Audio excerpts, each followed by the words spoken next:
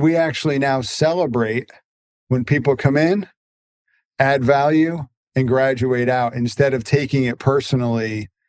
That candidly was kind of like a gut punch anytime somebody wanted to leave. And it's actually been a blessing because this job is only worth so much money and in the marketplace. And if they stay too long but they don't grow, that's actually bad for our business.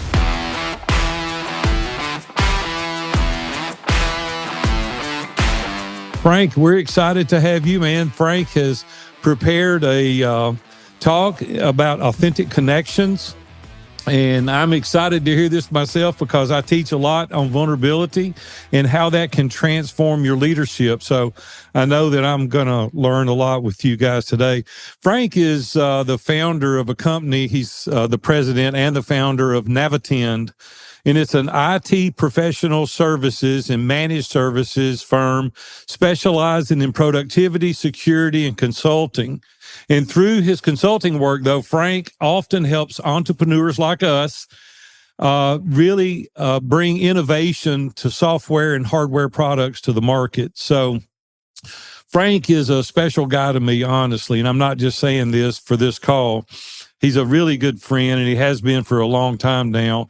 He's honestly one of my go-to guys when I need any kind of encouragement or just plain common sense advice. I know Frank's always there. Frank's been with us since 2018. Frank, I don't know if you remember that or not, but Frank's got a beautiful wife. Her name is Nikki. They have 7 children. One of them I'm pretty partial to. He lives here in Nashville.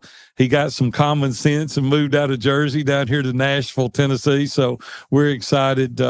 Actually, I'm going to get to see quite a bit of Tristan here in the near future. But Frank's been involved in a number of ventures along the way, along his career. Primarily Navitend, honestly, that's what we said earlier. Then Encourage Work. He's had a company called Unwired Tools, EEO Training, and Wellstat. Frank told me that he prefers, though, to forget some of those because they didn't make it, but many of them have done well. So, Frank, man, welcome to the ISI Roundtable today, and we're encouraged to hear from you. All right. Thanks, guys. Big A, always a pleasure to pull you out of that fishing retirement boat that you've got there.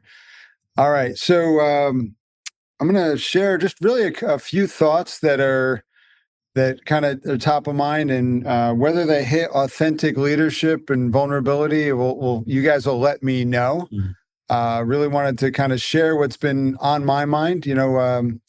Sometimes no matter what the question is, like you're always kind of whatever's bouncing around your head is coming through. So hopefully this is value. And what I'm trying to do is share some thoughts here that in the subsequent breakout, you guys can encourage one another and really prompt some thinking. And I'm happy to give really bad advice later too. I don't have anything other than a desire to help here and be available to you guys. All right, I'm going to attempt to share this and do a real low tech PowerPoint. Stand by. Okay. I'm just going to kind of step through this in a low-key fashion. So Aaron already introduced a little bit about my background. That last company, Wellstat, Aaron, when you were leading my group a few years ago, remember I got fired from that? I do. I got fired again. So I'm twice from the same company. Twice from the same company, yeah. But they had to pay a little more when they fired me the second time. Yeah, so it wasn't all bad news. Yeah, that's good. I like to get fired like that. Yeah. I'm trying to get fired again, but I think I'd have to get divorced before I could go back. So I'm not going there. So so how many of you guys ever trade stocks or options or something in the market? Anybody ever think about it? All right. There we go. So when you look at a chart, you're like, oh, I should have sold here. I should have bought there. It's kind of easy. You go to a training, you watch a class on how to make decisions in trading. It's really easy. And then all of a sudden it's like, hey man, the market's open. You're on the right edge of the chart waiting for that next tick up or down, and all your emotions grab you. And it's very much like running an organization, because we don't know what's going to happen in a few minutes, a few days. So leadership in my kind of where I sit right now in my experience, leadership is all about making those decisions when you don't know what's next. Like if we all had perfect information, we'd probably all be out fishing with Aaron, but the rest of us are all here working because we don't have perfect information. We can't place those bets. So, and not only are we making those bets and those decisions for us, but it's also for our team. And there's a lot of language in the marketplace around managing versus leading. And in my experience, my viewpoint, leading is what you're doing when you don't know what the outcome is. Managing, coaching it's kind of like when you're mentoring somebody or you're working with an athlete and you see they've got a really messed up jump shot and you're like, no, hold on a second. I've got a lot more knowledge about this. I know if you hold your hands this way, you're going to get a better outcome. So when you have more information, you're more in that management space. And what we're really after in the marketplace, or really whether it's church, marketplace, in my experience, I'm much more comfortable in the marketplace, whether as compared to church or even in some parenting stuff. My wife Nikki does a phenomenal job when the kids are young and tender, and once they start getting a little bit older, I'm like, hey, give them to me. Let's get them into the work setting because I can really equip and train people in that space. So wherever you are, you really need people to be trusting in order to have any impact. Otherwise, you're just kind of pushing, and you don't get a lot of progress. And this is kind of where we get into a little deeper on these topics. So, when you kind of just tell somebody to go do it, and like maybe if they're 4 and there's ice cream involved, they might do it. But for the rest of our experiences, people don't always just follow through until they have some insight as to what the reason behind that action might be. And ultimately, it's a function of our relationship to know that, hey, when Aaron says to zig, I should probably zig, and I'll ask questions later. Or when Mike says, I think you should do this with your marketing, you kind of take that guidance because there's some trust involved. And that's really a big aspect of our community is you get to walk with one another and get a sense of, well, I know how this person thinks and I'm down with that. And I really, I really trust them, and I'm going to go reach out to them for some guidance. So I think this is a hard one. And I just in some context, I've got 26 employees in my company. About 23 of them are FTEs and a handful of part-timers. And it's actually, as your organization scales, it's kind of, and to be fair, 26 people is not like scaling at what some people are doing, but for me, it's a lot. And I kind of liken it to like a balloon that's expanding. There's a lot more surface area you got to cover, and it's a lot harder to just kind of get around and have conversations with people and get to know them, or to have them know you. So this is something you have to be super intentional about, and kind of remember that somebody might be having a bad day, and kind of slow down and understand what's going on with them. I'm going to skip past this funny slide with one really tough word on it. And I want to talk about this idea here. It's been some new learning for me. I have I have 2 new daughter-in-laws. Both of my older sons just got married, and the second daughter-in-law is a nurse in a New York City hospital, and she's in the early part of her career, so she gets the night shift. She works in the pediatric unit, and I don't know how she does it because she's always like, hey, I'm sleeping for 18 hours so I can work my next shift. And I was talking to a friend of mine at church who's like a family physician. He's like, yeah, some professions are like streams. You step into them and you step out of them. And healthcare is very much like that. If you've ever gone to the ER at any hour, you hope somebody's there to take care of you. and you're kind of glad you don't have that lousy night shift. Law enforcement is the same way. So it was something you kind of knew or understood that there'd be somebody answering the help desk late at night or running being at the police department or at the hospital. But it never really made any sense to me. And as I looked at that, I was like, wow, you know what? Some people on my team, that's what their job is like, because they come in, they answer the phone, they reset the password, they deal with a security issue, and then they go home. And I was kind of ignorant of the fact that right within my own organization, I had some what I'll characterize as stream workers. And it kind of changed my perspective a little bit on like, okay, well, let me understand what they're going through a little bit. And within my organization, I've got a few different silos or swim lanes, is a better term, of people. Some people who are on the help desk doing stream kind of work. Some people who are really pursuing career ambitions. And then other people who are kind of somewhere in between, they're maybe a little bit less mature, but they're a great fit in the role that we have for them in this season of our company and this season of their journey. So it's been helpful for me to understand who's here, what role are they in, and to even be okay with the fact that a good portion of them are going to come in, they're going to learn, they're going to grow, and then they're going to move on. And I don't know about you guys, but for a long while, I had this expectation, unspoken, just kind of like this gut feel that like somebody comes to work at our company, they're going to be there forever, because who wouldn't want to work with me, and who wouldn't want to have our company name on their shirt, and why wouldn't they just want to be lifers like me? And super ignorance on my part to not pick that up, that's not the case. And now we plan for the fact that people are going to come in, they're going to grow. We might ask them to leave if they're not stepping up, or we might ask them to take another role within the organization, or they might say, you know what, thank you for this opportunity. It's been my ambition to go do IT at the high school that I went to growing up, and now a job opened up and I'm going to go do that. And we actually now celebrate when people come in, add value, and graduate out, instead of taking it personally.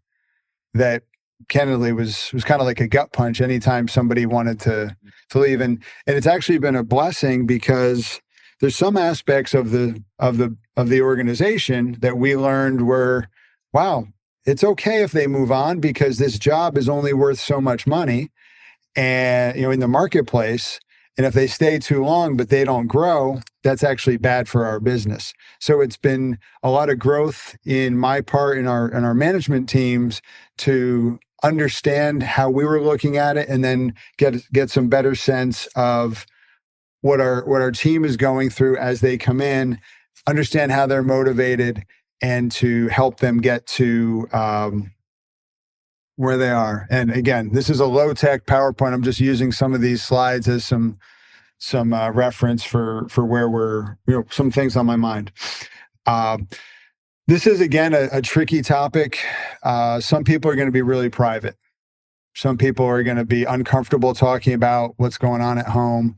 Some people are going to never stop shutting up about what's going on at home, and that can be a challenge. One of the things that we do here is we've engaged an outside party as chaplains. So there's a guy and a man and a woman, not at all related. They just both work for the same organization. They come in kind of like every other Friday, every other Thursday, alternating, and they have just like a ministry of presence in the organization, because sometimes people won't talk to the owner because it's uncomfortable.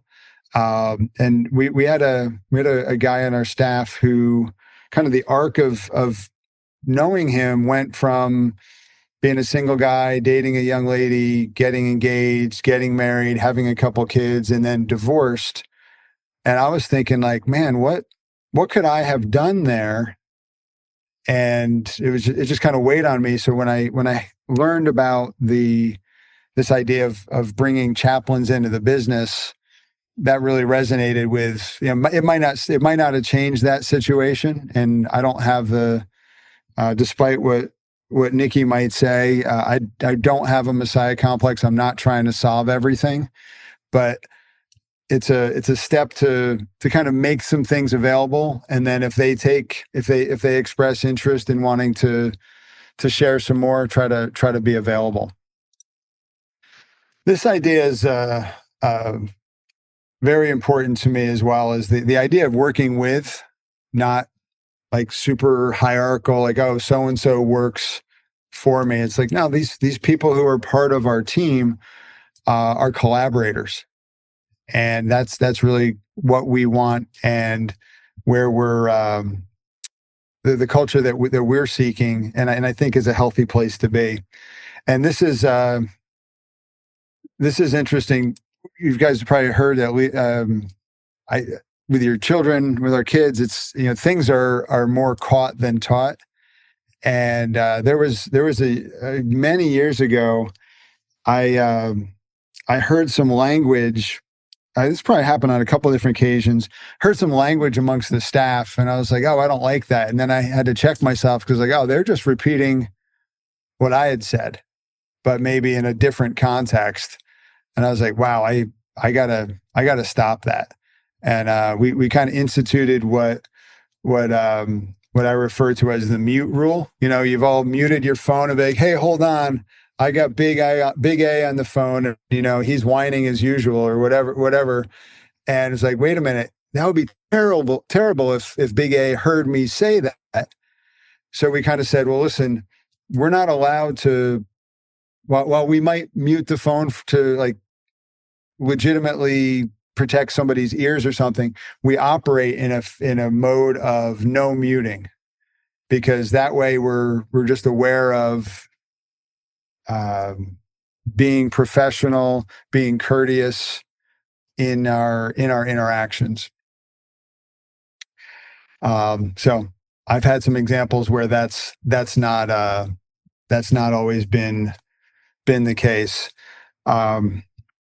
And I don't know if you guys looked at, before I go on here, does anybody have any questions or thoughts, or wondering why Aaron invited me to talk and want me to just leave?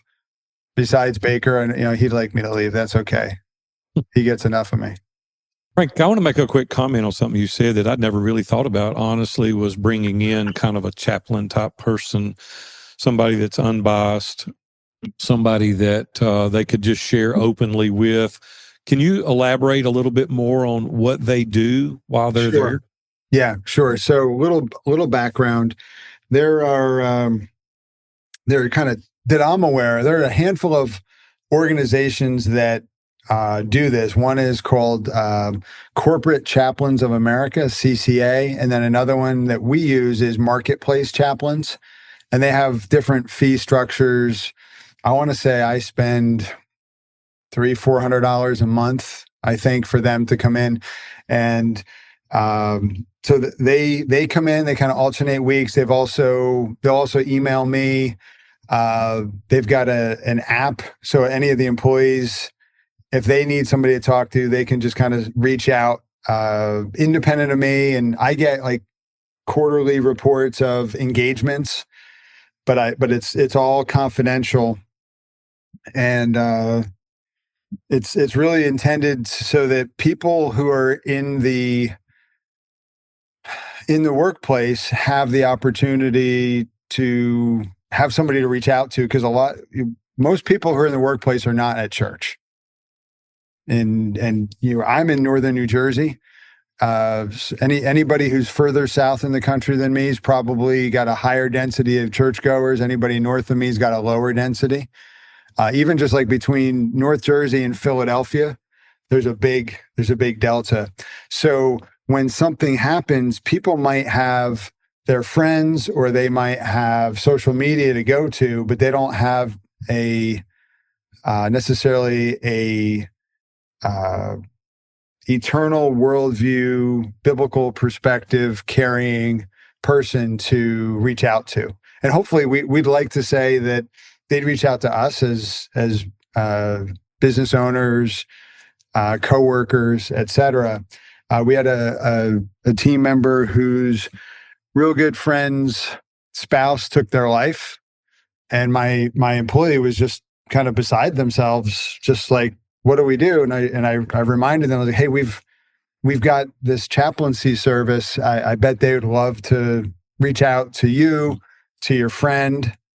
And it's a nice resource to have. It's kind of, it's like insurance. Nobody wants to have insurance, but it's good to have this resource if it's needed. And the reality is, every one of us is one phone call away from just some tragedy, real bad. Yeah, right? Yeah. No, that's good, man. I like that. Thank you for explaining it. Yeah, man. Okay.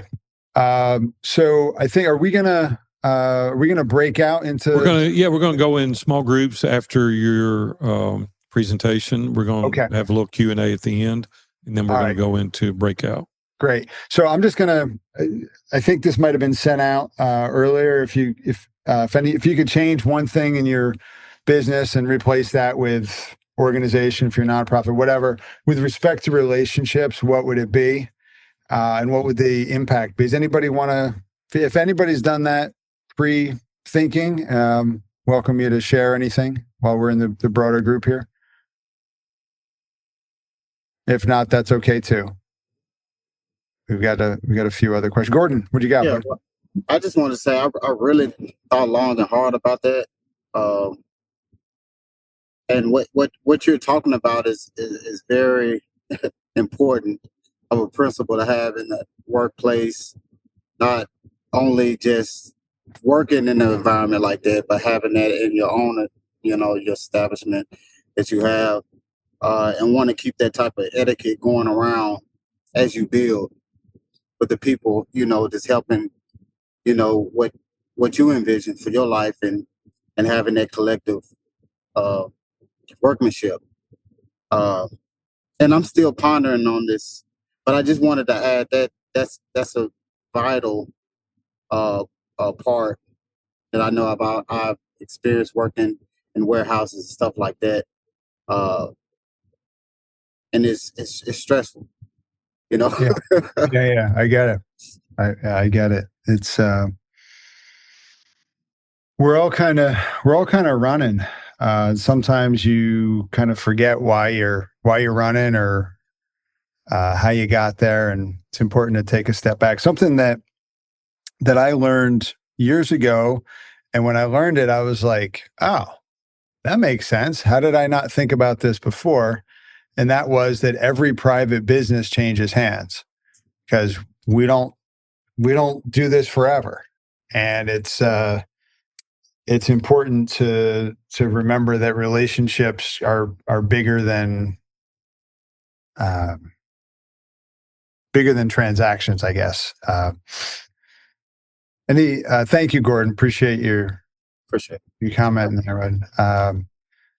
Michael, Brian, Luke, anybody else have any thoughts? Tim?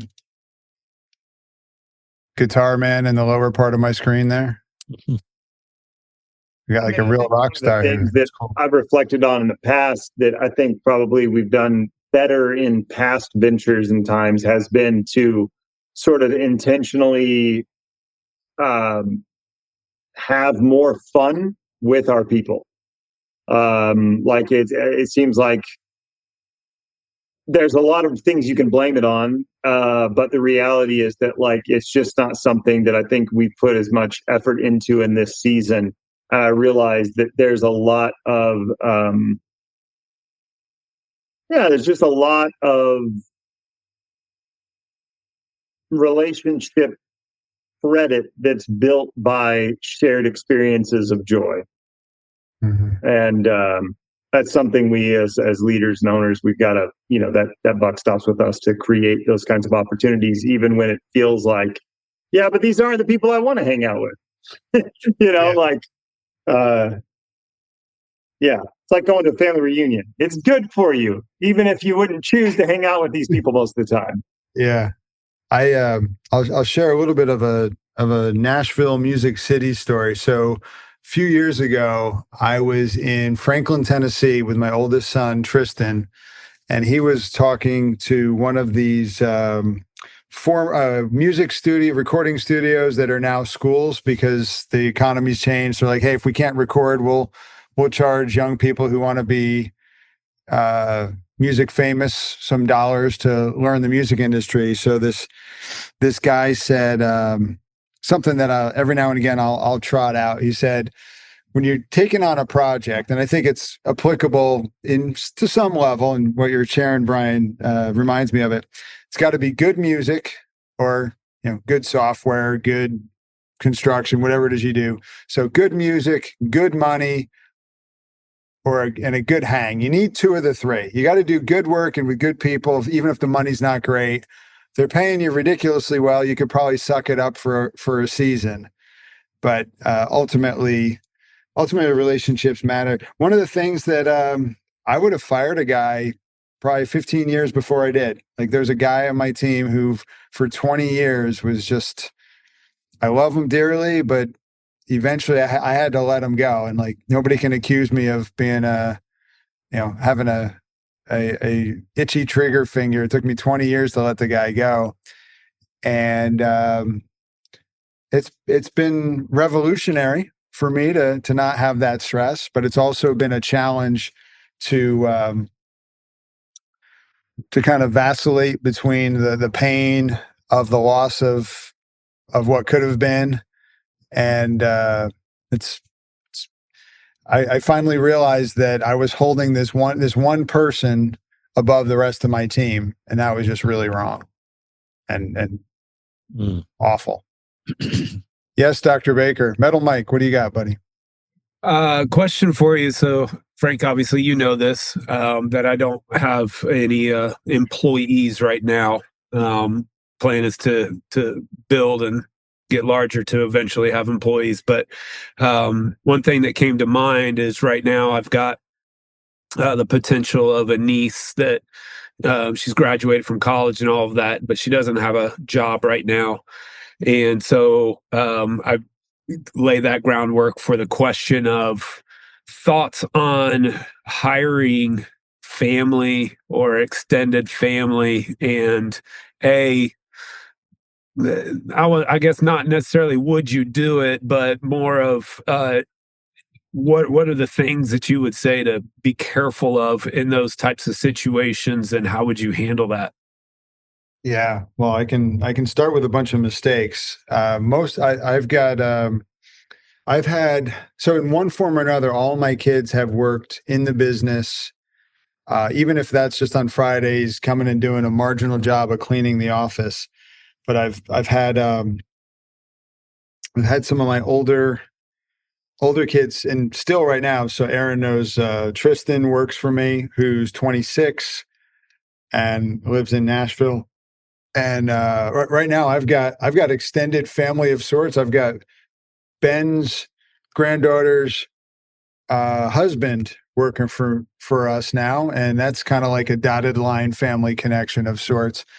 I think the biggest thing is to have clarity on two things. One, increasingly, I've been thinking through, Mike, the importance of having an org chart. Even if your name's in every box right now, having an org chart just kind of starts to get your brain thinking about the size your organization is and what its next one or two steps would be. So then as you're thinking about bringing your niece in, you know what box she would and wouldn't be in. And I think that's helpful for you and for her to have clarity of, okay, I'm responsible over here, and I know that all these other things are being done by Uncle Mike. The other thing that I've been schooled on, I'll call it, is by I can very easily just go from dad mode to coworker mode. And I've had my son a handful of times say, "Hey, Dad, could we just not talk shop right now?" And what's funny is within 30 seconds, he might start talking shop to me, but he's got the awareness to say, let's put a boundary up. So I would say just be very, again, kind of, it's a variation of that org chart thing to say, you've got to understand what role you're in at what point in time, where your boundaries are. But the blessing that I would say is, and Mike, I know your kids are a little younger, and as they get, your son and your daughter, as they get even just a little bit older, they'll be able to help you with things. And I would encourage you to give your younger family members and maybe older family members too. And as a data point, I've got two special people that are working with us right now. I'm going to circle around to. Give them bigger jobs than just moving rocks from one side of the yard to the other. Give them something important. Don't let it be, if they screw it up, you're out of business. But give them important stuff. I have not run payroll in my company in many years because my kids have run it.